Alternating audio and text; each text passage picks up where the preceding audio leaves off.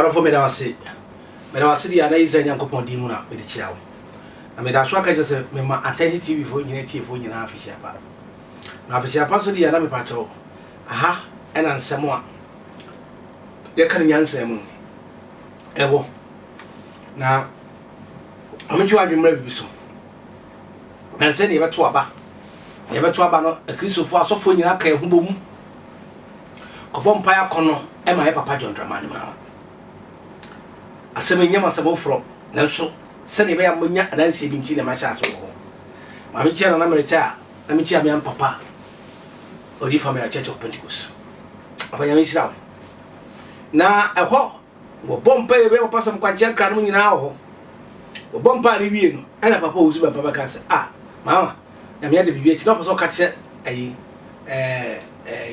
dodoa MP same dodo MP no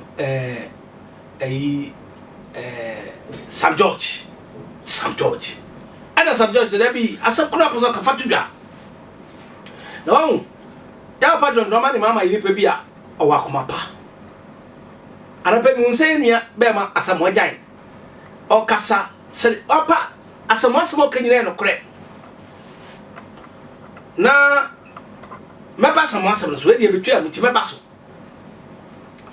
ya pa Owusu Bempah je mic for us praise the Lord no bi aje so hallelujah praise the Lord hallelujah na we ana papa Owusu Bempah say no papa wo me kan say bi na so fu adaka ba fo onsa ho moja na papa Owusu Bempah na be ka say Ghana onyame apo Mahama ampa omo ye nyama mo ye incantation e ma na ya papa John Mahama ko ba bia kura na ama for bull chese Mahama ya papa kura na enam papa Owusu Bempah no continue enya infect wa papa no so when a nation prophet opambo ye faka abraham makokobe be brapani mi ambra pani ampani ni akoro opambo nsam no me fabi na me suade wo na opambo be de trouble Jesus se Ghana for mpeu nyame ya chi no opambo se ya papa John Dramani Mahama be sa be ya president eno kurapo ya papa Owusu Bempah be retaliate because ne no kura opambo bontimu na wei ene yenim fofia anto atana papa Owusu Bempah se ena Mahama na koma panti na papa yi why na wo so oboso marketre why na wo sa agire nsuo papa cho ukotukisi wo kwanchen a oni miriketu a na okukuduro papa Owusu Bempah gada film gada kukuduro aka kire asofo nyina se Mahama na koma panti na asem ye na enum enso uhwemu aka asofo ye adwuma no o papa Owusu Bempah person take credit o use strategies be key o use keys be not the problem na just on why adwuma na pambo adwuma ya kwa na jigeze adwuma ya kwa papa prophet man de kopi na adwuma ya kwa we ena papa e koda sori ya basa be jina so dem na ayaye me say papa Owusu Bempah de preaching party o no preach bi o wo ba onyame say that onyame say this onyame say that papa in the case ye de kufa de si o man so o man be de enso kufa do ba pe ena amiwam ti si eburuso kuani bia o si amiwam antie si na eburuso no ombra mo ti me kire me se amiwam ba waburuso a comment ni e to nro we ni e to we afela so bi kura say so clean wo di gu nsugu na wo de pompe a mo na bewu so ba kwara mo ehia buru fifi no wo we no endua bade asase mafudie bia nya hoto because of Akufo-Addo Bible ni o de Bible no when na bra so say na Akufo-Addo Ghana so ato o de akunya na magba me Ghana for to about massive o wa chi odo papa Owusu Bempah so ono ana mamo we na say obi o ye adwuma bia me kra me adwuma kra me adwuma ye kwa na we na ama prophet man ko bi wofu say no sabi jamfi I gave you warning na papa Owusu Bempah ancient come mema me tika so because me chicha no de Tvgh Owusu Bempah wo de ti me permission munti asem we ye. Now pay attention to this. Me pesa me ma NDC for message. I want to send a message to NDC party. Enti we are NDC near tie sa assignment. So if you belong to NDC, pay attention. Na mun take asem amebeka serious. And take what I'm about to say to you seriously. Mun take it very, very serious. Please take it very seriously. Mamon fani agro. Don't despise it. On the 6th January 6th. But for no can I say? 6th. On the 6th. Muntie NDC. Now NDC, pay attention. On the 6th of January. Abaya monfa mo yafono entoanya fasting 6 to 6. Ushers. 6 to 6. NDC. On the 6th. Monfa mo yafono nto ho. Monya fasting 6 to 6. NDC. Eno obibia. Opegana ye na pegana nkoso. Eno obibia odo omapenia ya electino. President elect John Dramani Mahama.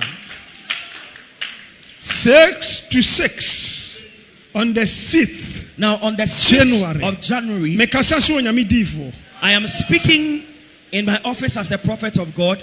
If you're an NDC person, or you love Ghana, or you love the president-elect John Dramani Mahama, on the 6th of January, take this seriously. Fast from 6 a.m.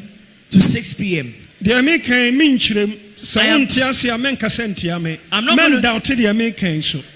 to give the details of it.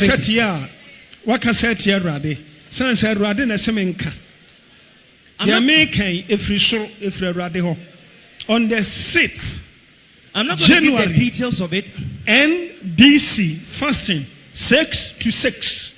On the 6th of January, NDC party or sympathizers or lovers enti orura asiedun katia. And so Mr. Esiedu Inketia, Mr. Julius Debra, Julius Debra, and again Mr. Julius Debra, Anna Mr. Elvis Efriye, and Mr. Elvis Efriye, and my best friend, my body, Mr. Lawyer Handsome Sami Jamfi, and again Counsel Sami Jamfi. Fasting NDC on the 6th January. 6th of January. 6 to 6. Meaning the Let's fast on the 6th of January 6 to 6. I will not tell why, but please take me very seriously. Listen, I'm a prophet of God. And I say this in the glory of the Lord in all humility. The Lord has vested authority and power in me.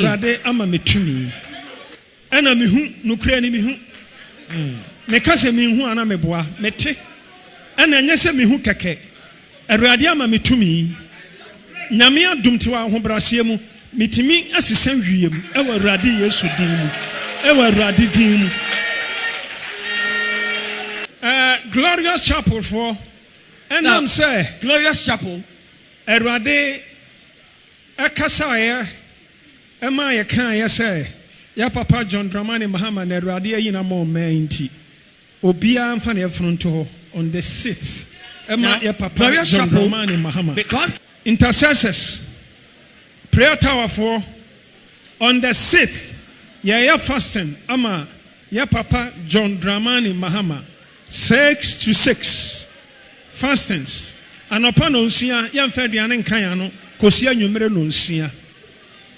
Bonfasum Janko Trans.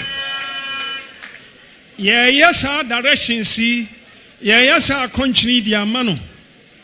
The time for us is Juma. Amen. So, Papa Owusu Bempah on a few minutes, acclaim or self acclaim, or G upon Bonyam, or G Prophet Makobi. Or Jin Najigezi, Shenagana, Nipodi, I'm off before the Najigezi.